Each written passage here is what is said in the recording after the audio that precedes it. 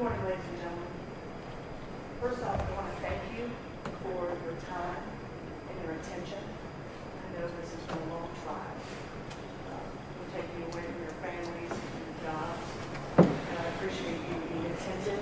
I appreciate you being here on time. I think in all the years I've been doing this, that's a first. But everyone has been here when they've been asked to be.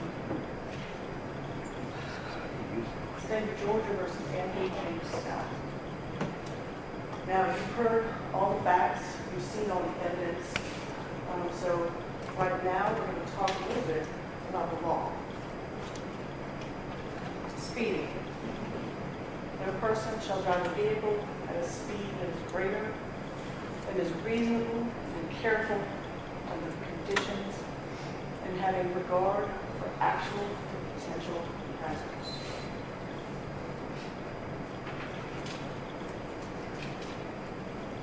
Every person shall drive at a reasonable and careful speed. Every person. When approaching and crossing an intersection, when approaching and traversing a hillcrest, when special hazards exist by reasons of weather or roadway conditions.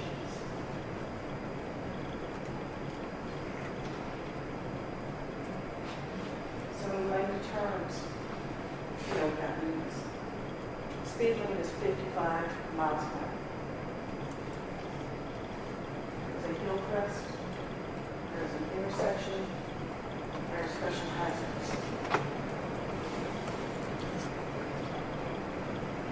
So what is reckless driving? Driving of any vehicle in reckless disregard for the safety of persons and property.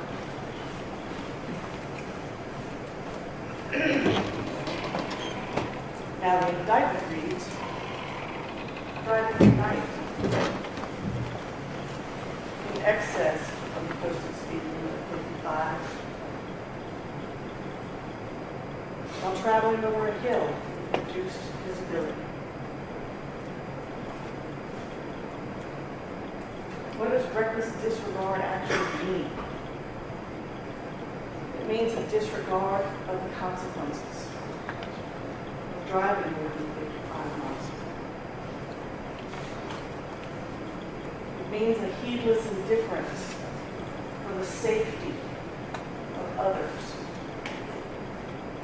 who might reasonably be expected to be injured thereby.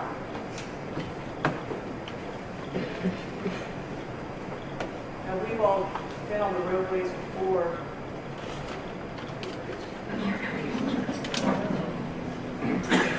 We've all been on the roadways before.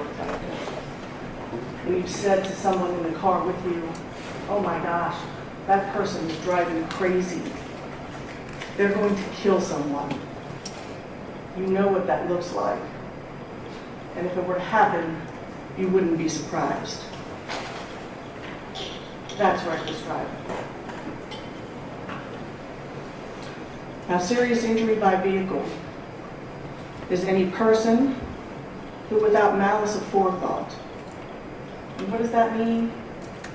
Nobody is alleging that the defendant in this case intended to hurt these boys or kill these girls. But while driving recklessly, causes an accident that results in bodily harm. And what is bodily harm? Seriously disfigures their body or a member thereof. Causes organic brain damage, which renders the body or any member thereof useless.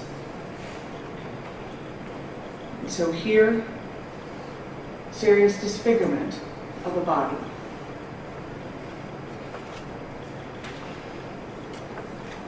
Dillonwall, bilateral skull fractures. Causes organic brain damage, which renders the body useless. Ben Finken, organic brain damage, which rendered him unconscious, unresponsive. Homicide by vehicle in the second degree, which is causing the death of another, again, without the intention to do so, by speeding. Isabella Chinchilla. Who was so injured, she dies at the scene.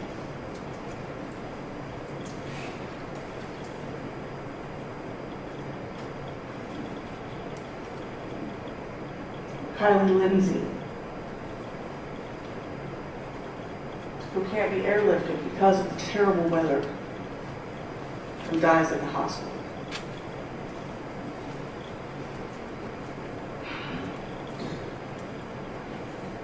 Now the crux of this is going to be, what is that cause? And legally, it's called proximate cause. And what does that term even mean? Criminal conduct, speeding, the reckless driving,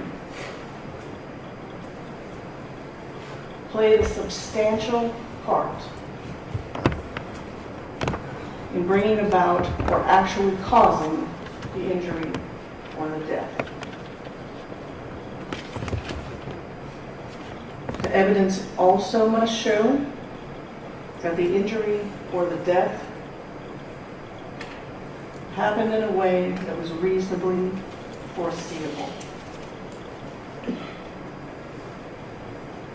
90 miles an hour in the dark, in the rain.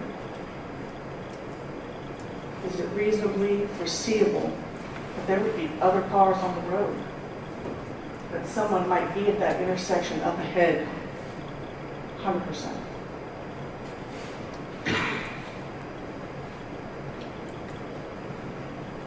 To be reasonably foreseeable, it must have happened as a direct result of the defendant's conduct.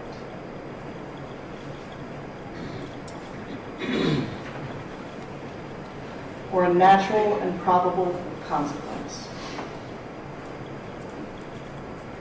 All of those things are true. There's no mystery here. What is a natural or probable consequence? Defendant is responsible for a consequence which is probable in light of ordinary and usual experience. We've all driven 90 miles an hour before he hits that footrest. 66 miles an hour at impact. Natural consequence in ordinary experience. Now the judge is also going to tell you about something called strict liability. So for violations of Title 40, which are essentially your traffic offenses, speeding, reckless driving, the state is not required to prove mental fault. What does that mean? Criminal intent means the defendant voluntarily committed the act the statute prohibits. Got in his car and he drove the way he did.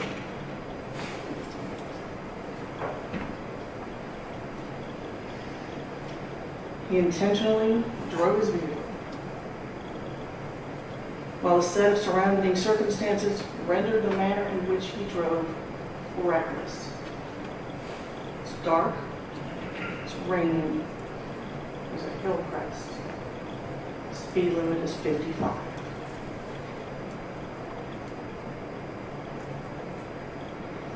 The state is not required to prove that the defendant intended to drive recklessly.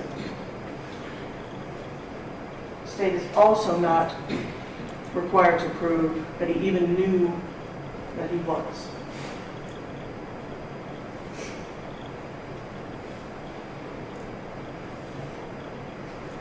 Which brings us to reasonable doubt. Reasonable doubt is sometimes a hard thing to put your mind around. It's the doubt of a fair-minded juror honestly seeking the truth. But it is not beyond all doubt. It is not to a mathematical certainty. So we like to use analogies. So for instance, I'm putting together a puzzle. Got all my edges, started to fill in. I'm not finished. There are probably pieces missing, not done. But you can walk in and you can look at that and you can say, huh, that's going to be a tiger. I haven't filled in everything, but you know what it is. And someone may come along and want you to believe it's a lighthouse, but it's not. You know it's a tiger. And when I come back, we're going to talk about why.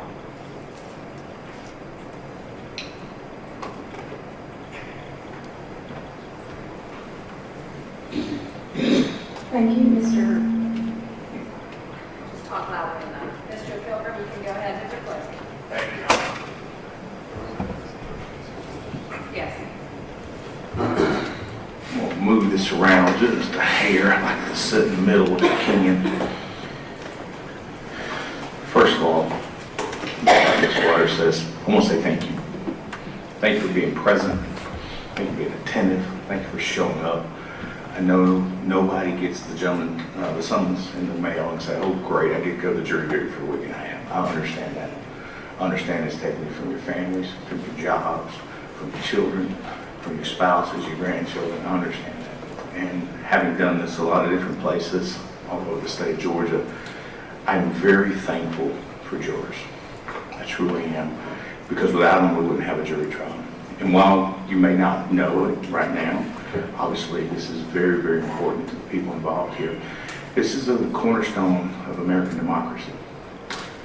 This republic was founded based on the ideas that people in the judicial system have to say. Not the police, not the judges, not the prosecutors, not the lawyers, but people just like you. And that's super important.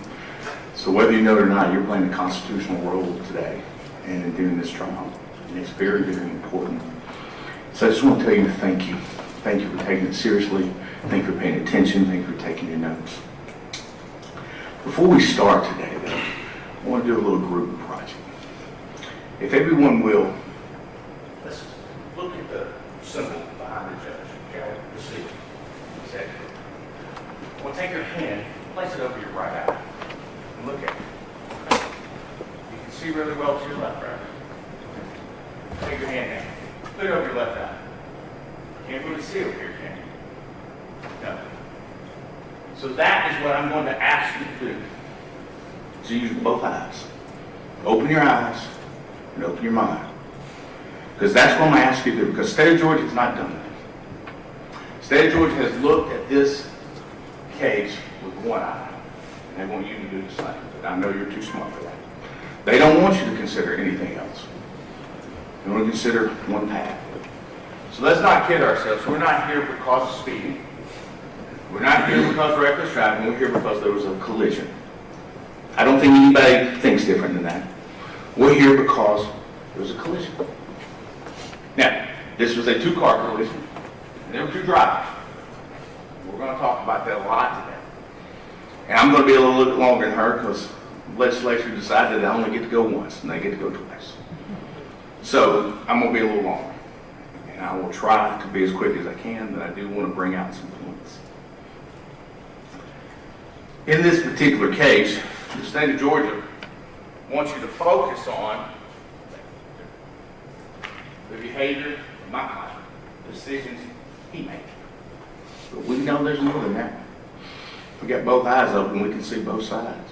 And that's what I'm asking you to do here, see both sides. Now, there's going to be an indictment that's going to go back with you, and you're going to read these guys. but there's a couple things I want to bring up. And this illustrates the point I've made to you. It says that the defendant in this case accused of driving reckless disregard for persons at night while traveling over a hill. The other driver was driving at night over a hill. They mentioned that my client was driving in disregard for the speed limit. The other driver in disregard for his failure to yield. But they're not asking you to consider that, are they? Why? Because in the very beginning, the state of Georgia, buying through law enforcement and the district attorney's office, is only focused on one thing. That's all. But you know better. And ultimately, you have the decision power, not us. Not her, not me. You, collectively and individually. Now, I want you to pay close attention to that indictment. Close attention to the words, and they apply to both sides. Now, you may remember during the opening statement, I mentioned to you about this local bread, which miraculously is my motive. Remember what I told you about this? Remember about my days working in the flour factory? And you see guys who come and check, right? Quality control. Ladies and gentlemen, that's what you are. You're quality control for the criminal justice system. Is the product that you produce, is it in fact in alignment with the law and with the customs of the community, or the company project, whatever the company says it should be? That's your job. And I think you know that. Now, that we don't disagree with everything that's been presented in this case. We agree the location. We agree the time. We agree the venue is Carroll County. We agree there's 2 cars. We agree that the number of people in each car. We agree that my client was driving a patrol car and he was in uniform. We agree with all of that. So a lot of things we agree with. Okay? But one thing we don't agree with is that he's the one with the duty. See, my mother got a driver's license. The state's trying to prove to you, through some questions, that his duty was somehow greater driving up that road than anyone else was. That's not true. They have made you believe, and I think it's come out, that he is somehow above the law. He's not. He wasn't. But you know what he is not also? He's not below the law. The law meets us all at the same spot. My mother, who received a license in 1962, when it was just paper, no picture. She drives on the highways of this road, so do my 20-year-old twins. Guess what? Their duties are the same. No matter the amount of experience, no matter the many, many years of experience, no matter the training, the duties are the same. So this failure to yield we're talking about is a duty. And we'll talk about it a little bit more. Experts and others have testified about his duty to stop, if he could have stopped. That's not his responsibility. He's not required to do that. What's required at that intersection is someone not to turn in front of him, not to fail to yield. That's the duty. There's no duty for the through traffic who have the right way to stop. We're not talking about traffic control device. We're not talking about a stop sign. We're not talking about a red light, as we like to call it. That's not the case here. The duty lied on the other side. And that is why I'm trying to explain to you that you're looking at it with one eye. So, I'm going to quickly, I say quickly, I'm going to go through the jurors here. Go through the witnesses here. And I'm going to bring out parts that I think are important. Some of the witnesses I don't think had parts that were important. So, the first person we heard from was Mr. T.J. Silvey. Now, Mr. Silvey would have you believe that there were just a few people over at his house and that alcohol had been consumed before, but not that night. What I found interesting, though, cupcakes. Well, why does that matter? What cupcakes, right? Well, I think that's been something that's been contrived by the state here and by the witnesses therefrom, because who would have graduated in September? September 26th. Who graduated September 21st? Who graduated September 10th? So you're telling me that these were from a graduation party, let's say in May, June, July, August, September. So these things have been sitting in this barn 4 months. That's interesting. Now, it's a small detail, but it goes to the truth. Who's telling the truth and who's not. Because let's not forget, he did also say his parents weren't home, mom and dad, grandparents weren't home. Young men, young women on the weekend, in a house with no one there. Wonder what might have been happening. Pinochle? Shuffleboard? Probably not. We were all young once, myself included. Use your common sense. You know what's happening over there. You know what's going on over there. Much like you know where the beer came from. You know where the alcohol in the car came from. Notice the state didn't comment on that at all. The state didn't highlight that. So they can't see it, right? You can't. They can't. Mr. Sylvie did say that he wouldn't have turned them away had they came back with alcohol. So that's where it starts. The state case starts with a lie, an untruth, a half-truth. You don't get the full story. You didn't get it from the witnesses. You sure didn't get it from the young boys in the car. And by the way, the term boys, let's not kid ourselves. The law in the state of Georgia and otherwise consider them men. They're young men, very young men. So let's call them what they are, young men. Young men making choices, making decisions. So the next witness we have was Christopher Butler. Ironically enough, after he testified, I realized I'd actually played baseball against him. He was a very good pitcher. After he testified, I put 2 and 2 together. I didn't know him. When he told me where he played and when he played, I realized he was a very good pitcher. He was coming home that night from Emerson, and he told you the direction he was coming. He said it had been raining on and off all day. And let's not forget, that's not a fact that shouldn't be lost on us, that he has no interest in this case. He didn't stop. He didn't know people involved. It was near his home. He went on home, went to bed, that's what he said. But he did say a couple things. He said that the vehicle that he saw involved in the collision, not knowing who they were, not knowing what kind of vehicle, just a car, pulled out from the kangaroo. And the kangaroo is the next station, and the evidence is showing that's just a car. Now, what didn't happen, what the state of Georgia didn't do, is they didn't go pull surveillance from that kangaroo, did they? We didn't see it. They didn't go pull their sales receipts. We didn't see it. They didn't pull the debit cards for Mr. Wall, Mr. Finken, or anybody to see how did he get in there. It's the beer ferry delivery. How did he get the car? I think we know. If you got both eyes open, you know. You don't check your common sense at the door.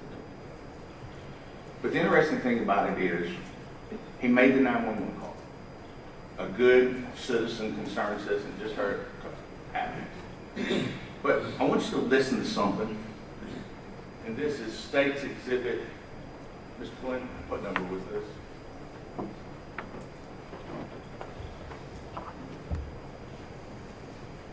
The state introduced this into their evidence recording 3. Listen to just a short portion of this, if you would, please. It didn't look good because, one car was, this car turned dead in front of the other car. What did he say?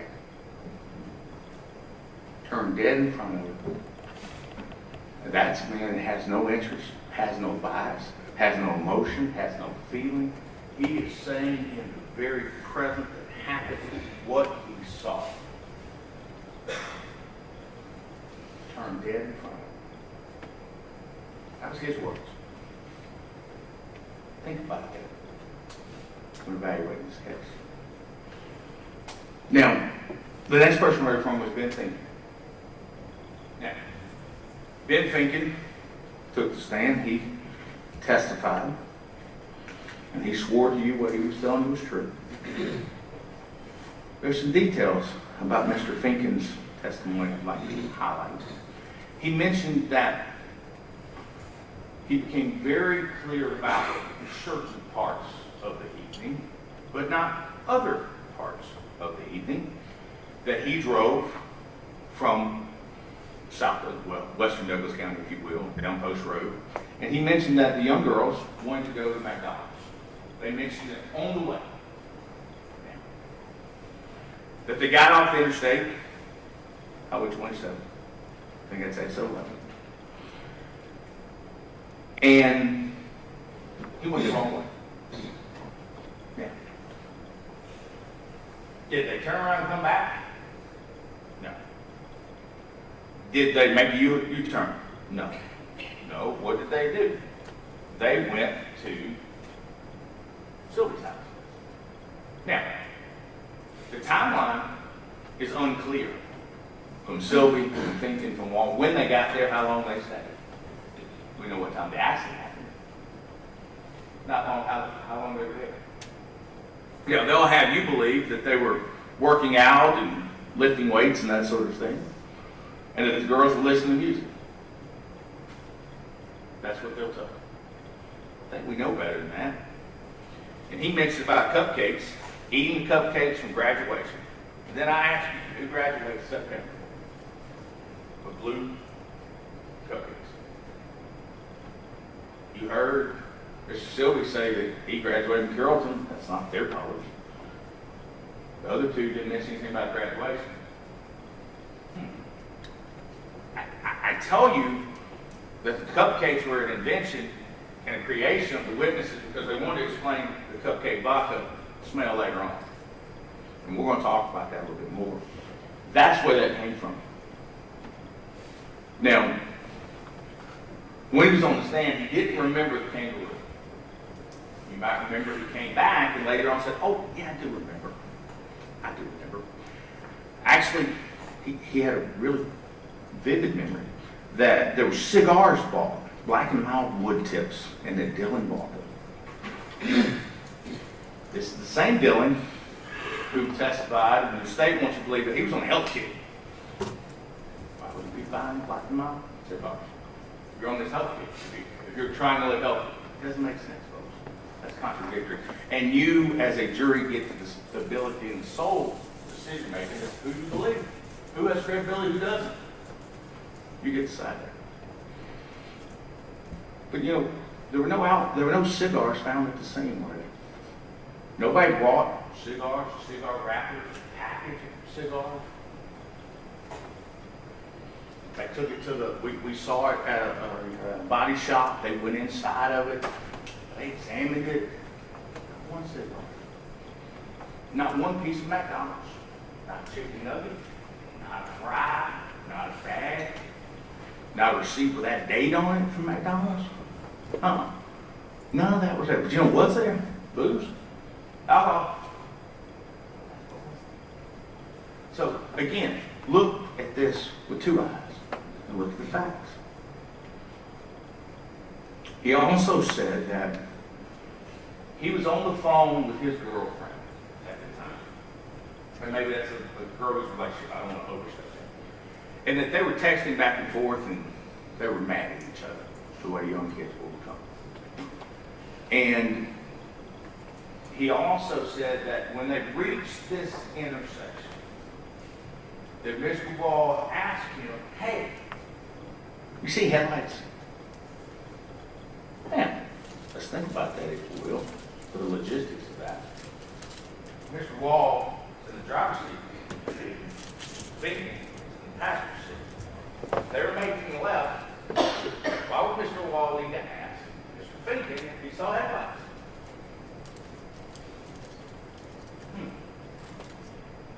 Think about that for a minute. We're going to talk about that a little bit later.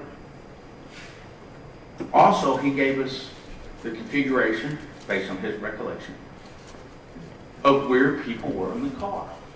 He said Mr. Wall was driving, Mr. Finken was here, Miss Lindsay was here, and Miss Chinchilla was here. We're going to talk a little bit more about that later on, but remember, that's the story. That's what he told us. Okay? He also told us that there had been a plan. They were going to drink that night.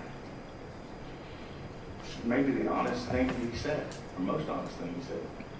They were going to drink that night.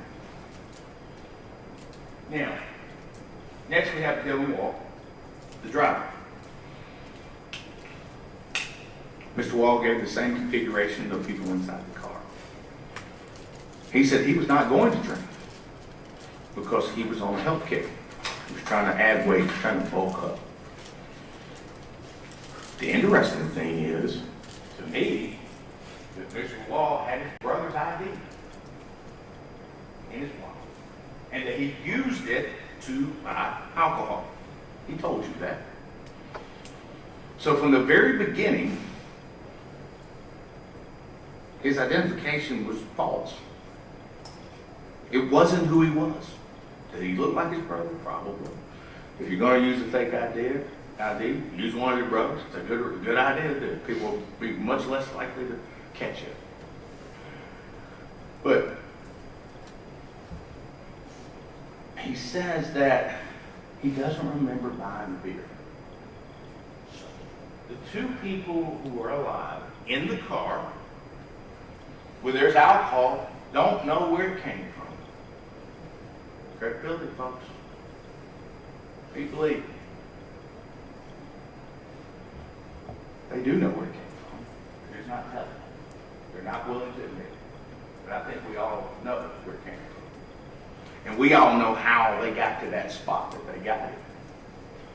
Some people will say, and the state may argue, if our client hadn't been traveling the speed he was traveling, he wouldn't have been at that intersection at that time. Okay. But that's an open-ended argument. If they'd actually gone to McDonald's, they would have been there. Had they not made a beer run, he would have been. Had I not put my tie on this morning, I wouldn't have it on now. The argument goes on forever. Therefore, it's not a valid argument. So remember that. Eyes open. The next thing we heard from was from Josh Lambert, who was the big PD officer. The interesting thing about Mr. Lambert, I thought, was he confirmed our client's recollection of the events about the battery being charged and they were under the bridge. And also, if you remember, Mr. Butler also said he saw law enforcement under the bridge, and that wasn't an uncommon place for him to be that time of night. So, again, start thinking about your stories. Think about whose stories add up and whose don't.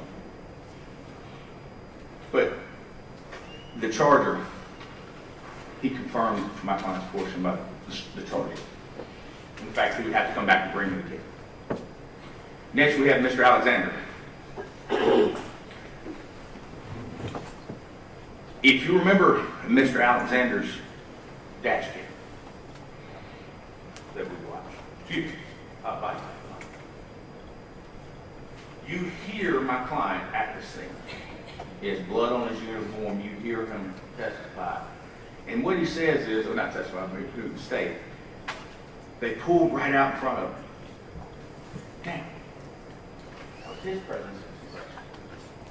That presence and impression matches what Mr. Butler said. So it's not like he contrived his story and made this up after the fact. Moments after, in live time, in nature. That's what he said. Mr. Alexander, Mr. Lambert, and Mr. Wagner all testified to seeing alcohol at the scene. And not just one bottle of alcohol, not just one broken bottle that may have been thrown out by a careless litterer. It was in the road, it was in the ditch, it was in the car. They were clear about that. We then heard from Officer Philip Wagner. Mr. Wagner gave us the information concerning alcohol at the scene, again, consistent. Helicopter was too wet. What does that matter? Well, the state has made condition of the road an issue. But nobody drives one car and not the other in the same condition. The weather was for both people, not just one. Next person we heard from was Mr. Tommy Crafton. And he talked about how cameras worked, and he retrieved the dash cam footage. Now, and he retrieved it from, and he was a state patrol officer and worked for the state patrol, Department of Public Safety, and he retrieved the video. Now, are we ready, Mr. Flynn, with the video? I think this was states on, not that one, the other video. Not that one, the other video. The dash video. I believe this was states exhibit 11, if I'm not mistaken. 12. Because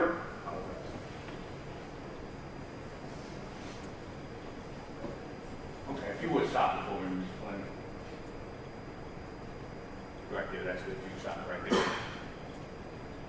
Now, I want you to look at this video differently. The state has shown you this video, and as I described before, they want you to look at it with one eye, only out the windshield of this car. And the reason I say this is in opening of their closing, the state mentioned about consequence, probable, not possible. So I want you to look at this as well. You can hit play now. Thank you very much.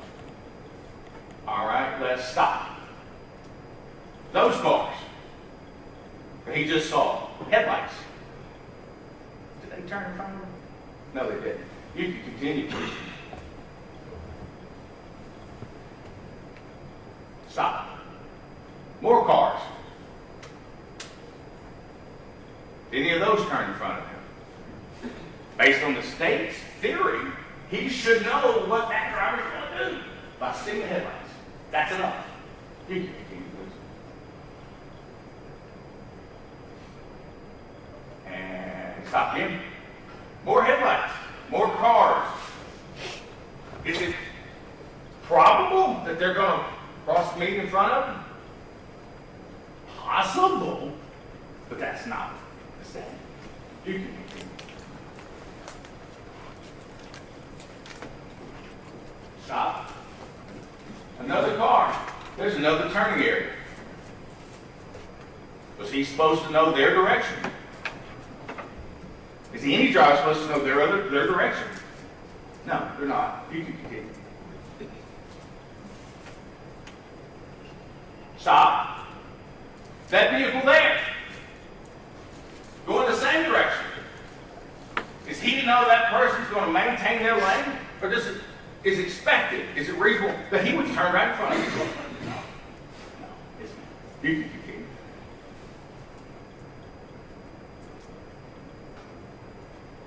At this point in time, the video is closing in the area of the county we call Bowden Junction.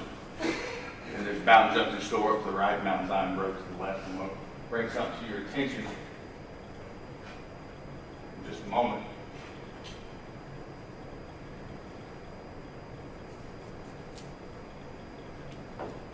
Stop. Yet another car with a turn area that they could have made a left. Is it probable that they would make a left in front of him? No, it's not. How would he know? How would any driver know? You can continue. But hold on, there's more cars. How would he know what they're going to do? He wouldn't. You can continue. Now there appears to be a couple of cars in front of him, and I want to pay close attention to those cars in front of him as we approach the traffic light. First of all, the vehicle directly in front of him, we'll pay close attention to this. Stop. What does that vehicle do? Turns on turn signal, also known as an indicator. What you intend to do, what you indicate to other drivers you will do. We don't see that in Nissan, do we? No one's ever told you that. No one's ever testified that. You do not see that in the video. You see it here, right? Fast forward just to continue just a moment. And stop. Notice the car to the left, which is the direct opposite of the car that Nissan was traveling. What does it do? It puts its brakes on. Puts on its left indicator. Turn signal. What does it do? What doesn't happen to it? There's no accident. Right? Because that driver that night, at that moment, decided to yield because that is their duty. Watch it. That's in real time. That's not recreation. That's not recollection. That is real time. Watch what they did. You can continue.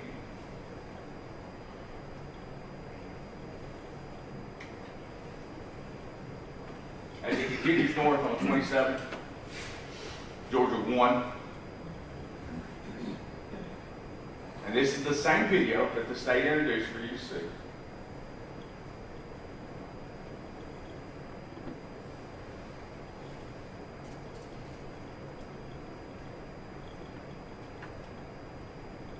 Stop. How would he know, again, that that car is in the same road as the car the Nissan drives? How would someone know that was not turning in front of you? They wouldn't. They wouldn't.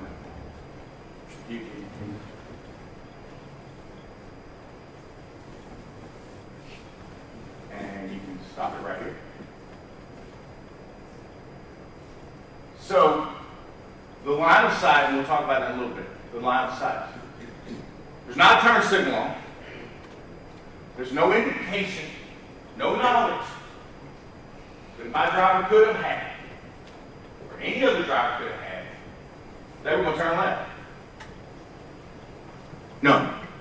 So when you're looking at this, I ask you again, don't just examine this through the front windshield of my client's car. There were two cars involved. When looking at that decision Mr. Wall made, you must be as critical as the decisions against my client. Just because the state of Georgia told you not to be, that doesn't mean you can't. Doesn't mean you shouldn't. You can take it down, thank you. The next we heard from Marcus Shanks. Marcus Shanks, you heard from him, heard what he said. He was EMT. I thought the interesting thing about it is he noted that it was raining and the light flight couldn't fly that night.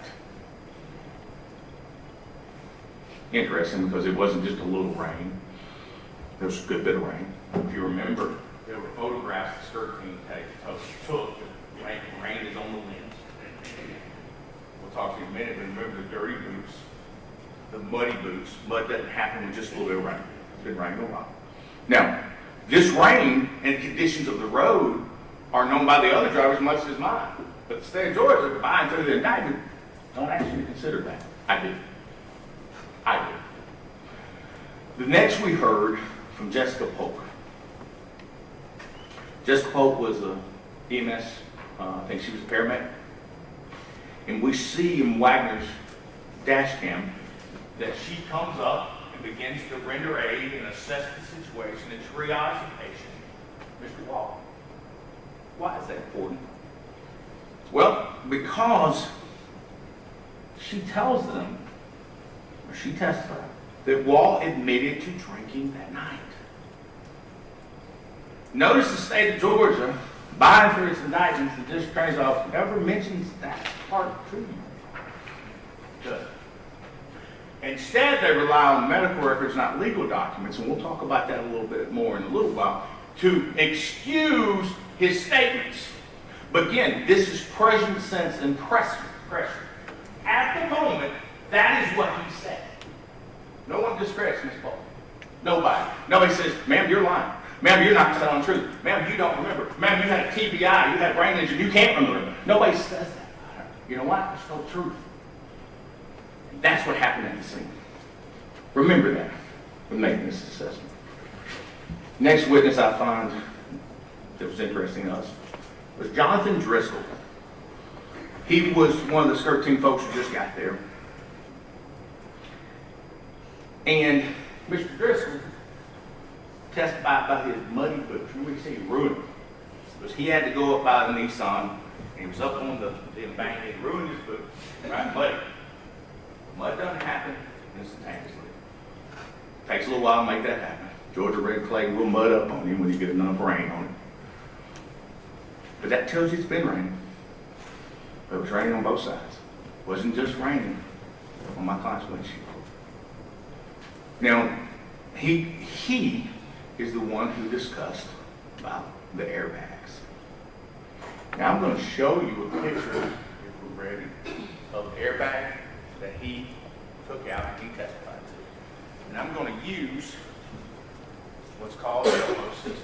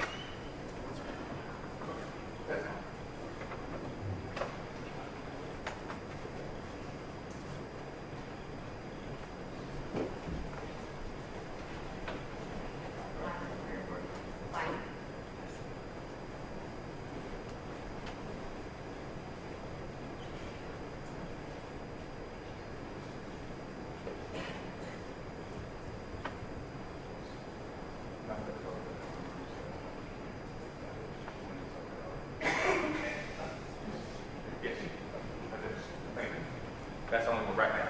Eventually, yes. Okay. All right. He testified, the trooper did, that this was their bag. Now, we will talk a little bit more about this later, but I want you to pay close attention to this area. How it's made. Obviously, nobody in this case made it. No one in this case manufactured it. Nobody in this case put it in the car. Pay very close attention to that. Also, there's something interesting Trooper Driscoll said. He said that on occasion, he's had situations where people lie about where they're in the car. He also said injuries to occupants are important to help determine how the injuries occurred inside or outside the car. He said that, and this is a man who worked for the skirt team, who spent years and years and decades of his life involved in traffic collisions. Now, I say that to you now, and we'll talk a little bit more about that, about where people are in the car and their injuries. Next, we heard from Chad Barrow. Now, Mr. Barrow, at the time, was in charge of Troop D's skirt. And we heard Troop D's this large 20-something county area, and he was in charge of it. And this happened very close to his house, but he testified that he was out of town, so therefore he didn't arrive at the scene. He wasn't on call. But one thing that we did get in him was the drone footage. And I want to talk about that. Do we have the drone footage? This was entered in our case. He testified to it. All right, if you would stop. Now, before we watch this, I remember when my kids were little, and there we go. We used to love going to the zoo. We still go to the zoo all over the country. We love going to the aquarium. But I don't think anybody would believe that a tiger in captivity is the same as a tiger. The beluga whale is the same in the aquarium in Atlanta as it is in the ocean. They're different, right? There's a controlled environment. So, what I found most interesting about this drone footage was this. The driver of this white, I'm going to call it a van. I think it looks like a van. Not sure if it's an SUV. I'm going to call it a van. This driver of the white van had no knowledge that he or she was being videotaped, being recorded, right? This is an in nature documentary, if you will, such as National Geographic would do. Now let's watch this car, shall we? You can play it. Let's count. 1, 2, 3, stop. So, he had upwards of 3 seconds to make the left in front of the next set of cars. He didn't do that. Let's watch the next one. Continue. 1, 2, 3, 4, stop. It's 4 seconds to make the left-hand turn in front of these folks. They didn't do it, did they? You can continue. 5, 1, 2, 3. Another 3 seconds. You can stop it. He didn't make a turn, did he? Let's watch again. You can continue. And then finally, you can stop it now. Thank you. You know what that driver did in nature? He yielded. In the daytime, not in the rain, not on a hillcrest. He yielded. You know what didn't happen? It wasn't an accident. Because the speed of those drivers didn't matter. What mattered was him getting in the lane without yielding. And we got a chance to see it in nature. This was taken a few days after this. So that's how it looked. Intersection. I thought that was super important because we very rarely do we get to see something in nature as it actually happens. And this is why I tell you speed is not the reason we're here. We're here because there was a collision. And then you have to look at what is the cause of the collision. Failure to yield is the cause of collision. That in and of itself proves to you that in nature, it doesn't happen if you yield. Next thing we heard was from Brandon Stone, who also marked alcohol at the scene. I thought it was interesting. I think it was States Exhibit 15 through 18. And this builds a little bit on our case. You got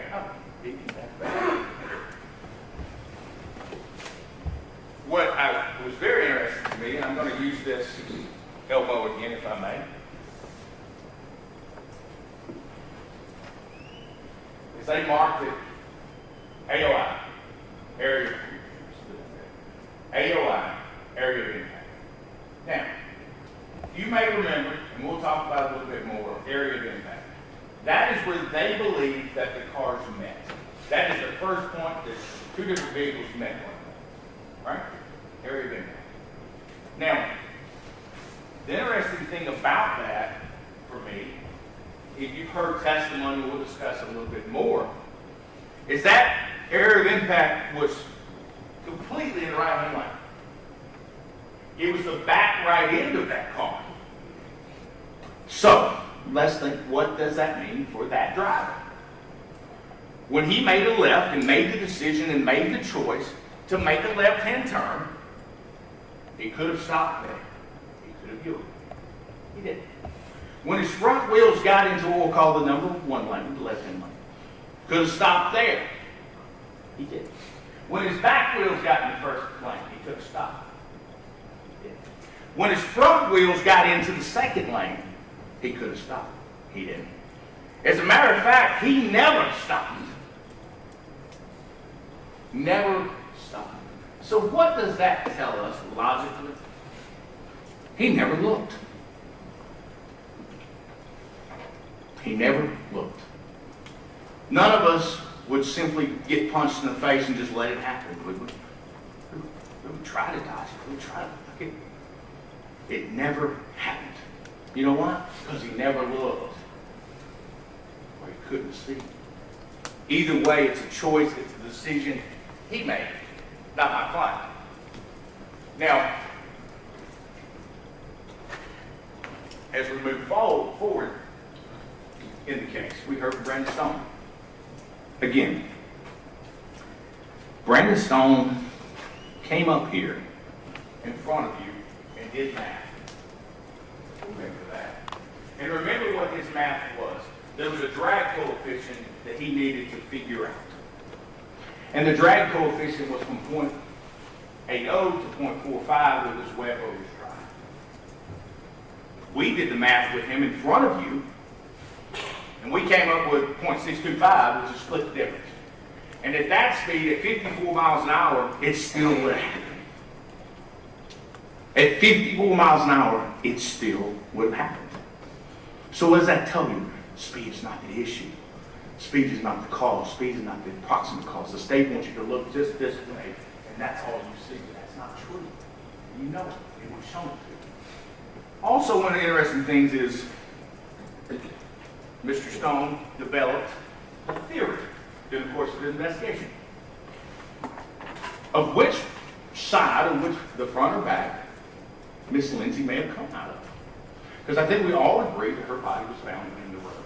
No one disputes that. Before we go on, I want to say the loss of those two young women is a tragedy, an absolute tragedy. No parent should ever have to see their children that way. No parent should ever have to put their child on the ground before them. And I'm remorseful. I'm sorry that happened to them. I'm very sorry. Never let that be lost. Never let that feeling be misinterpreted. Because I feel sorry for both of them. I have children, I have grandchildren. I'm very, very sorry for what happened to those girls. I am. No, regardless of what decided here today, that does not change. And it's not changed in my heart since this beginning. But let's look at what Trooper Stone, an expert witness, has tendered by the state. He talked about there was a theory developed about Kylie Lindsay being somewhere in the front seat. Kylie Lindsay being ejected from the front passenger side window onto the roadway. Now, notice the state never bothered to give you any information about that. They never bothered to look into it too much, did they? Again, they want you to look at it with one eye open and see it the way they see it. But that's not what we're here about. We're here to render a verdict that speaks the truth. And that's the whole truth. Not truth of emotion or public opinion, but the whole truth, according to the law. If you look at it, he came up with a theory that she may have gone out the front passenger side window. Because I don't think anyone suggests that anyone came out of the driver's side. So that left them out of the passenger side. The interesting thing about that is, and we'll talk just a little bit more about it, is look at the injuries. Okay? Look at what the bodies tell us. Also, Trooper Stone said, or Mr. Stone said, had the Nissan not turned in front of, we wouldn't have an accident. He also verified that the right-of-way belonged to whomever is on Highway 27, the major thoroughfare. In this case, my client. Let's not forget that. Let's not get lost or lose sight of the full picture. He also did the imaging. We call it download, he called it imaging. And I want to bring to your attention now, the states used a board, and I think it's marked as, let's look and see.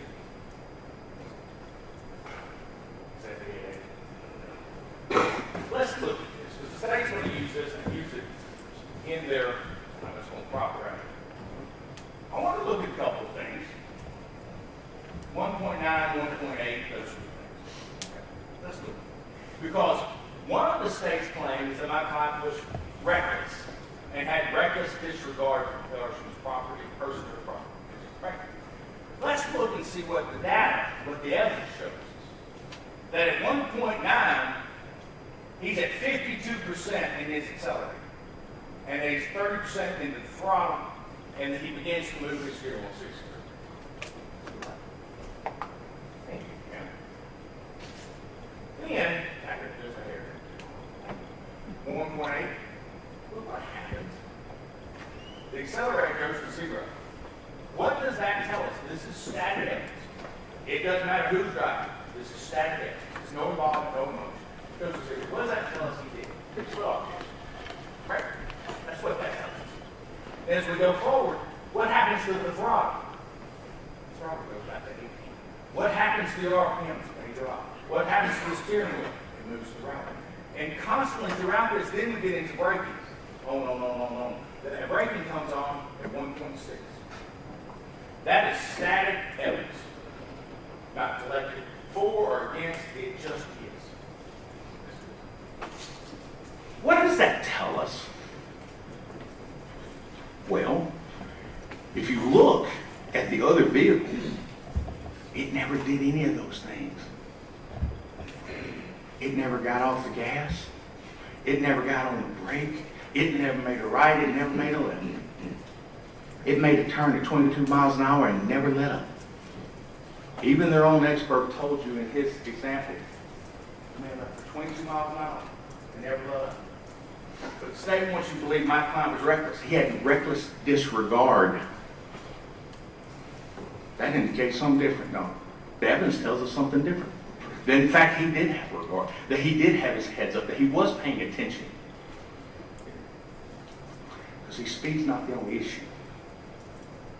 Next we heard from Dr. Wheatley. The guy spent 20 years at Grady, deserves sainthood. He's worked in the ER and he's also a professor at Emory now. But the interesting thing from Dr. Wheatley was this. He verified the injuries. We don't dispute there's injuries. We don't dispute there was death.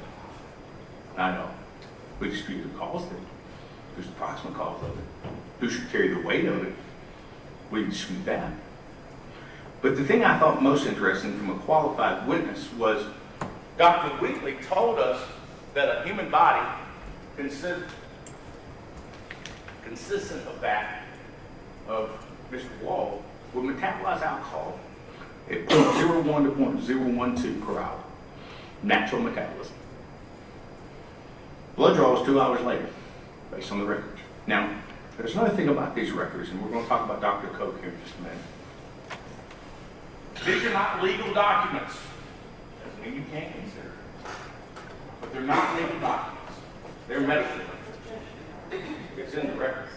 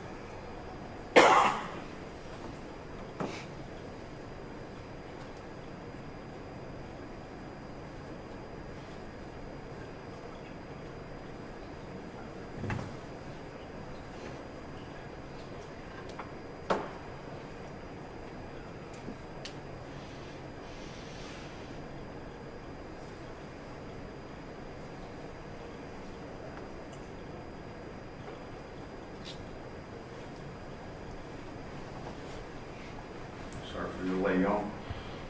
We were talking about Dr. Wheatley, and we're talking about the medical records. I don't want to tell you that they're illegal. They were legally obtained. They're legal documents, and you can consider them. However, I want you to consider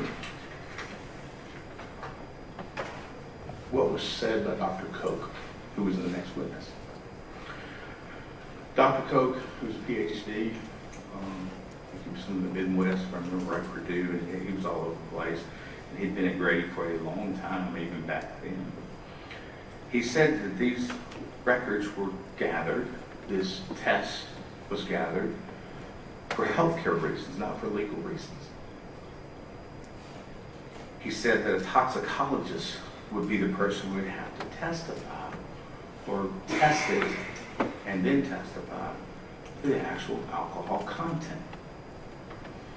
He said it was less than 10 milligrams per deciliter. And he explained to us we would take the 0 from the other end of the 10, move it back 3 decibels, it would point to 0.1. What he didn't say is there were no alcohol. He says, and the records say, and the records you were given say, it was less than 10 micrograms per deciliter.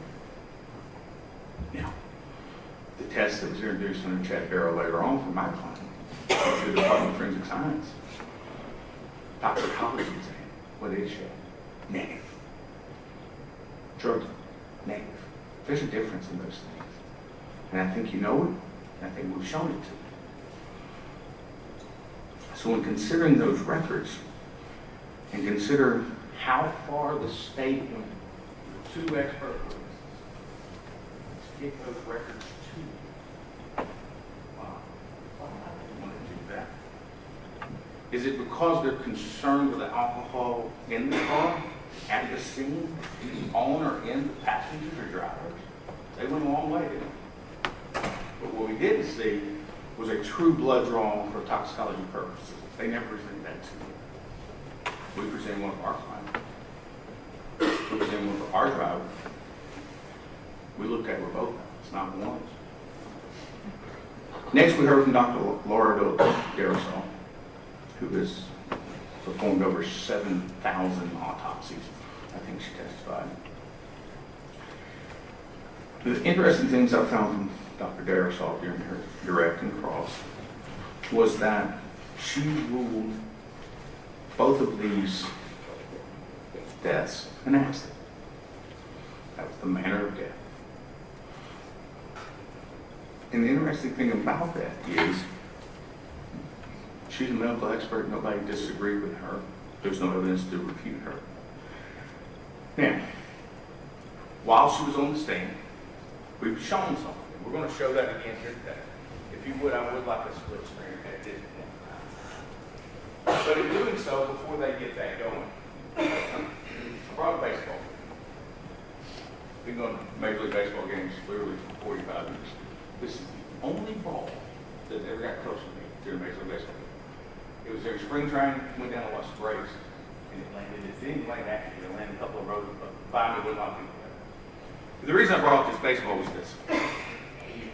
Anyone who's ever played baseball, or had a child play baseball, my son batted left-handed, and when kids start pitching to left-handers at an early age, they usually get hit with it.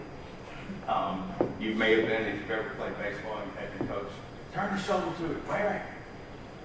What will happen is that oftentimes the comment will be, you can see the stitching on that one. And you literally can see the stitching when the ball hits you, when it's thrown. Bam, bam, where it hits you. You can literally count the stitches. That's a way of saying, another way of saying, it hits you square, right, in the stitches. And why is that important? Why did I bring up baseball here to show you? As you can tell, I'm kind of a visual learner. And I hope other people are as well. So, if you would, please show us the photograph. That is the original autopsy. If you would just enhance it just right here. There is the stitching. We'll put them on both.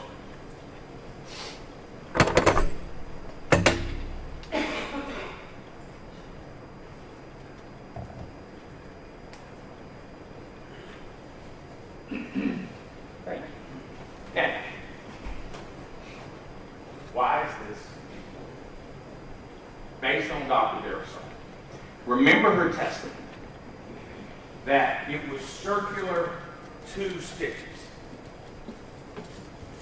Here. Notice testimony of the other officer, Driscoll, that the airbag here is unique. It is different than the pillow type airbag that was on the other side. Notice, if you will, the body. Notice the double stitching circular style. We didn't make this up. We didn't create this. This is evidence. This is facts. So, also notice on the body, on Mrs. Lindsay's body, which struck her. Whatever struck her. In fact, the airbag, where did it strike her? Lower left breast, middle of the rib cage. Now, all of us have driven cars. We've seen photographs. An airbag, when driving in the driver's seat, unless you're an extremely tall person, 6'10" or so, airbag's going to get you in the face. Why? That's to keep your head from whacking forward. That's the intent of them. That's why they were made. Why might this airbag strike her there? I think the evidence is she was a fairly small, petite young lady, beautiful young lady. She was in an elevated position, that's why. I think the evidence shows that she's in an elevated position. Also, shows that she had to be in the front seat area. And the fact that their recollection of where people were in the back just doesn't make sense, folks. This makes sense. Now, why is that important? There's a couple of reasons. A, telling Wall didn't think a lot about it. We knew they were. Secondly, you might remember the bowing of the door. The explanation of how she came out the front window. It's explained by this.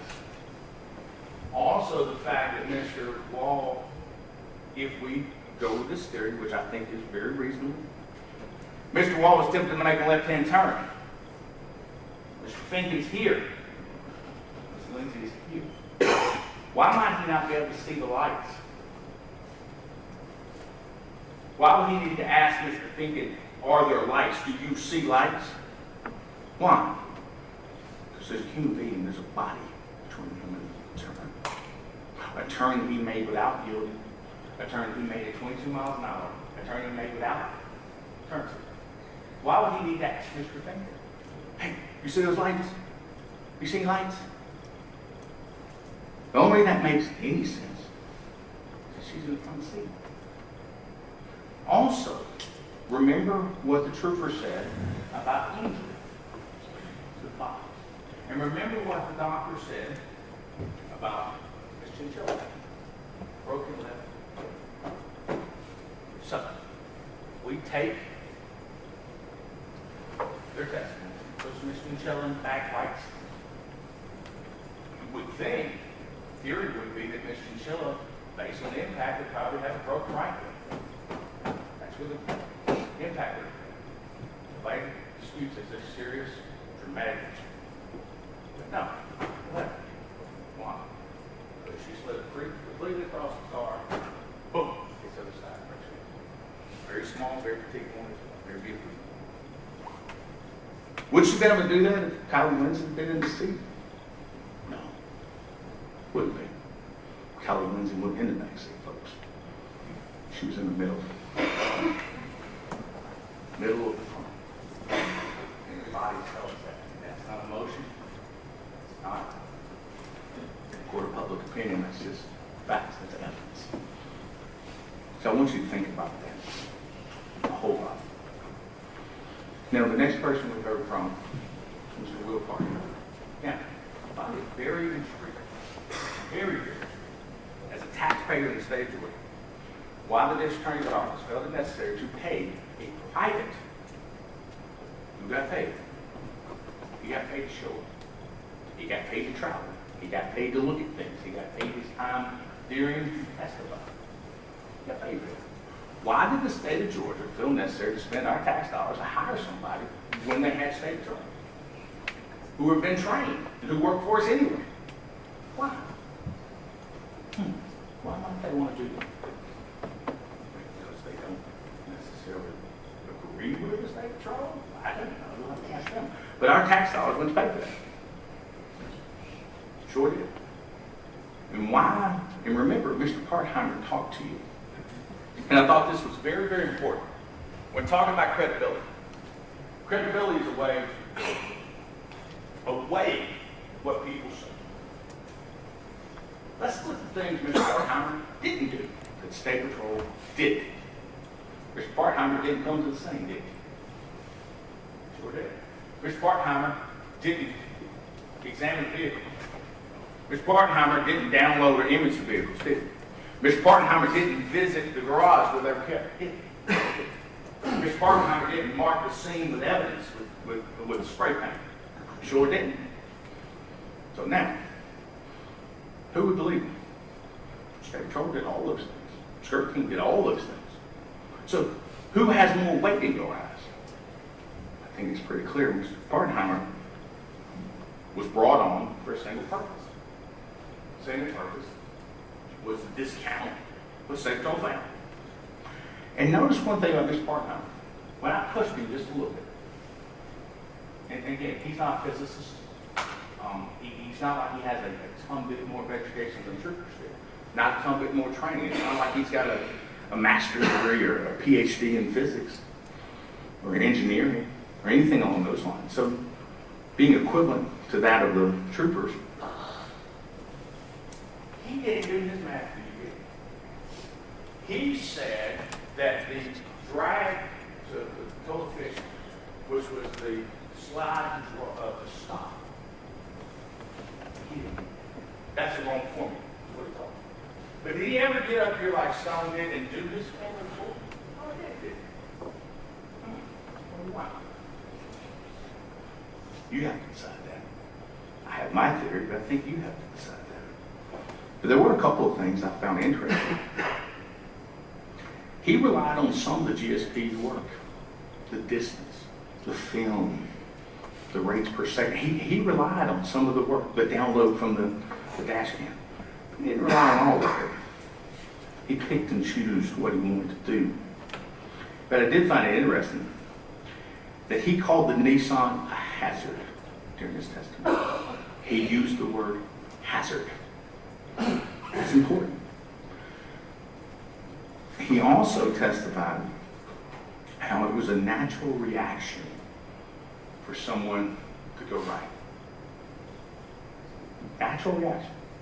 Again, my client, that night, it's like any other driver, with regards to approaching this intersection. He talked about line of sight as well. Line of sight works both ways. I can see you, you can see me. Same thing applies here today. I'm going to evaluate this case. There's also discussion of a hill crest, or a hill. I don't like the word hill crest. Those of you who are natives in the state of Georgia or have been in the state for a while, you realize that hill crest in Reagan County is going to be a little bit different than hill crest in Loudoun County. Right? Hill crest means different things.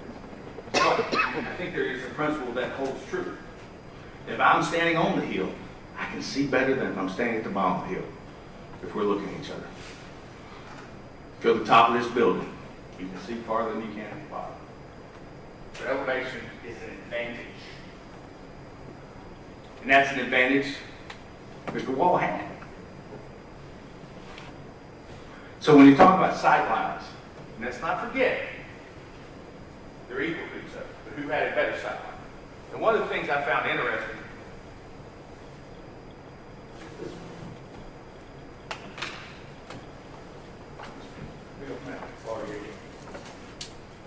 this is one that's entered as State's Exhibit 87. To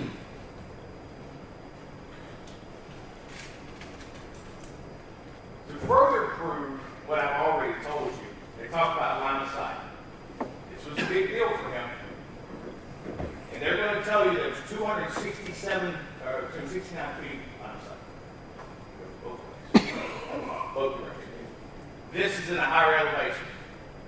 Notice that he never went and looked and said, what's the line of sight here? He never looked in the other direction. Not once. Looking at the way one. The most important part is 22 miles an hour. 22 miles an hour. 22 miles an hour. 22 miles an hour. Never changed. Never changed. Why might I ask that never changed? Because he never looked. He never yielded. He had a duty to do so, and he never did. And evidence, regardless of what we think about the age of the driver, the occupants, the outcome, those are facts. Now, next one we had Mr. Owen Garrett, who's our first witness. Mr. Garrett did something for us, and you've heard it. And we're going to play it for you now. We entered this, and there was a video. The same video the state entered, except we enhanced it and slowed it down. If you would, someone play that. This out.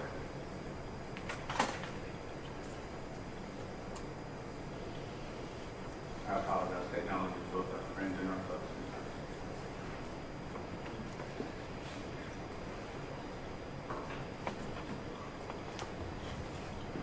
You can play. And if you would, Justin, if you will control this.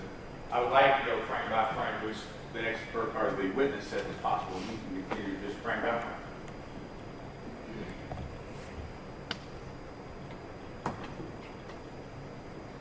If you would stop. Back up one frame.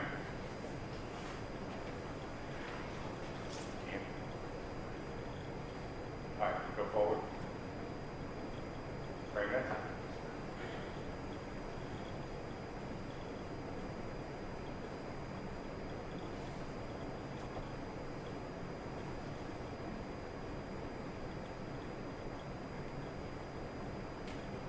And stop. Now, it is at this point that the state of Georgia wants you to believe that my client knew that this car was going to make a left, would not yield, would not stop here, would not stop here, would not stop there. That's the probability they want you to believe. That is the exact same position as multiple vehicles that night, moments before this, on that side of the road. You can continue. Just frame by frame.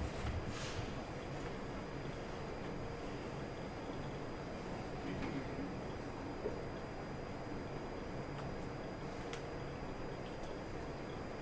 And you can stop. Now, my client sees this. You heard him testify. He believed they were going to stop. They would see his lights. They would yield. That's how it happened, is that?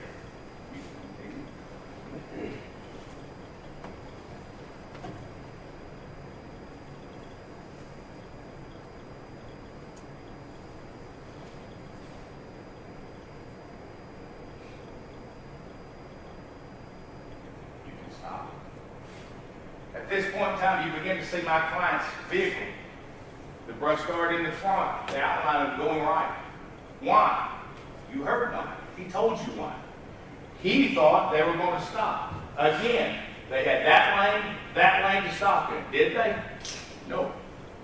The state wants to tell you that's a probability that you should consider. You can consider. Continue.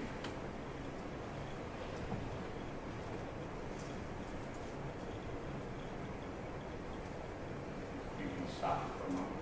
At this time, based on the state's evidence they put in from the EDR, the data recorder, he's going to the right. He's taking his foot off the gas. He's putting his foot on the brake. Those things are happening. Let's watch the other part, shall we? You can continue. Stop. What reason has been given to you, or for your consideration, why a person driving this car could not, in fact, see the headlights at this point from this car? No. You know why? Because there was someone blocking. And it was Saturday night, two pretty girls and you making a beer run.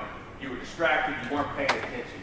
That's why, folks, this happened. Not because of this car. They had opportunity to stop there, and did not do it. You can continue.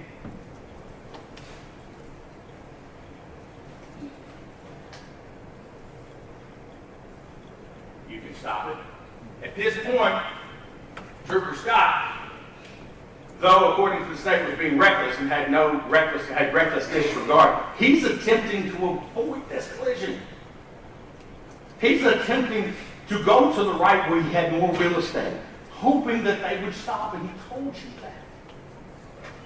So who in fact has disregard for human life? Who has disregard for property? The Nissan does. You can continue.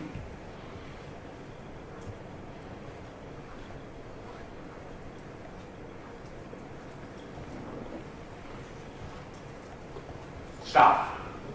At this point in time, the trooper's car is completely in the right lane. We'll say 95% right lane. If the Nissan stops here, we don't have an accident. Now, the state's not going to tell you that. They don't want you to think about it. If we stop here, there's still not a collision. Because speed's not the issue. Speed's not the question. It's a two-car collision. It's not speed. If you would continue to play.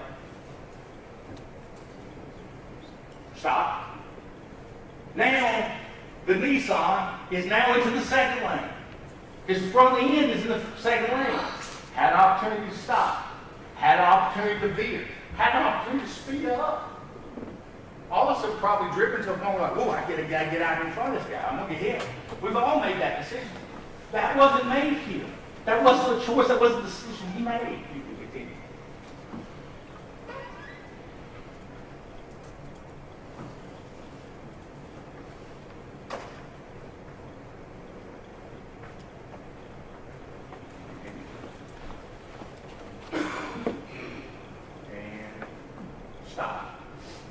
At this point in time, you can see in the front of that car, you can see Trooper Scott having disregard, or having regard for the passenger of the vehicle. He tries to go left. His training kicks in, he tries to go left. He tries to avoid it. And the state will have you believe that if he had just gone left, if he had just stayed straight, he had no clue with regards to the intersection but to drive through it. That's all. The duty that was not happening, the duty that was not obeyed, was the duty of the other driver. Thank you. Then we hear from Brown Blankenship, who was the sergeant who showed up on the scene. He too noticed alcohol on the scene. Yet another law enforcement officer. He said he wanted BAC from Dillon. We never got that. We got medical records. But he did escort my client, a trooper under his supervision, to the hospital. He did request a blood test to be drawn. And it happened. It was a consent. They didn't have to have a warrant. They didn't do any of those things. He consented. Next up, we had Joseph Clay Sims. Now, interesting enough, the state didn't bring Joseph Clay Sims. We did. Why? What does he say? He heard him throwing up. So it's not a creation of his memory. It's not creation for purposes of trial. He heard him throwing up. And he's the one who had to clean it up. And remember what he said, birthday cake vodka.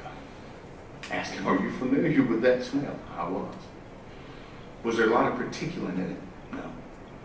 Now, if you believe the two young men, there should be cupcake in it. Maybe that's why that particular part of their testimony exists. There should be hamburger, chicken nuggets, french fries. They actually went to McDonald's. No. Liquid.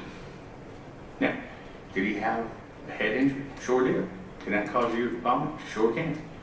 Can drinking too much birthday cake vodka make you throw up? Sure can. And he testified to it. Then he heard from my client. A.J. Scott. He has dedicated his life to service. Got out of high school, went to the Marine Corps, served the country. Came out of the Marine Corps, went to Georgia State Patrol, served the state.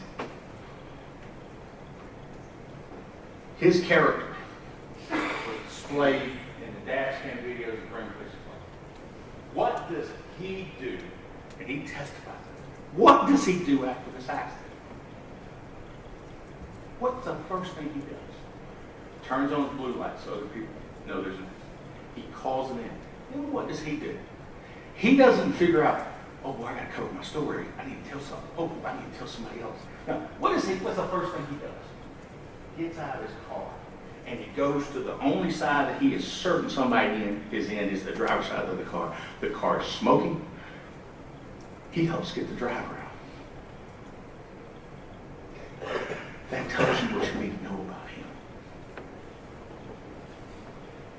He helped get the driver out. I think it's clear as blood on his uniform that's in the videos. So we talk about due regard and recklessness. Due regard, and you hear the judge talk about that. And she's going to read to you a few things, and I want to draw your attention to these things during the jury charge, and we're almost done. Due regard will be read to you. Or reckless disregard. Any person who drives any vehicle in reckless disregard for the safety of persons or property is guilty of the offense of reckless driving. Reckless disregard may be defined as a discard of consequences or a heedless indifference for the safety and rights of others who might reasonably be expected to be injured thereby. Now, they're asking you again with one eye to apply this. Apply for both sides. Who had a disregard for the injuries of others? You might be reasonably expected. Someone fails to yield, turns in front of someone, never hits the brakes. That's reckless disregard. Judge is also going to talk to you about proximate cause. And I'm going to bring a portion of it. I want you to pay attention. I want you to pay attention to everything she says.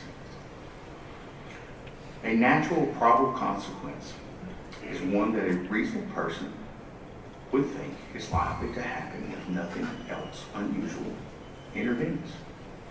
What might be something unusually intervening in this case? So the left-hand turn, different than all the other cars that night. A defendant responsible for the consequences, which is probable, not possible, probable, in light of the ordinary and usual experience. A defendant is not responsible for a consequence which is only possible. So the state's going to have you believe that they're turning left in front of them without any sort of indicator, without yielding. It's probable. Remembering the rules of the road, I think you'll disagree with that. It's possible, but that's not what the law says. The law says probable. In closing, I want to direct your attention to a couple of things. This is a court of law. It's not a court of public opinion. This is not a court of emotion. This is a court of law. And the law directs what you should do. Now, you apply it. It's completely within the province of you as the jury to apply it. I trust that you will.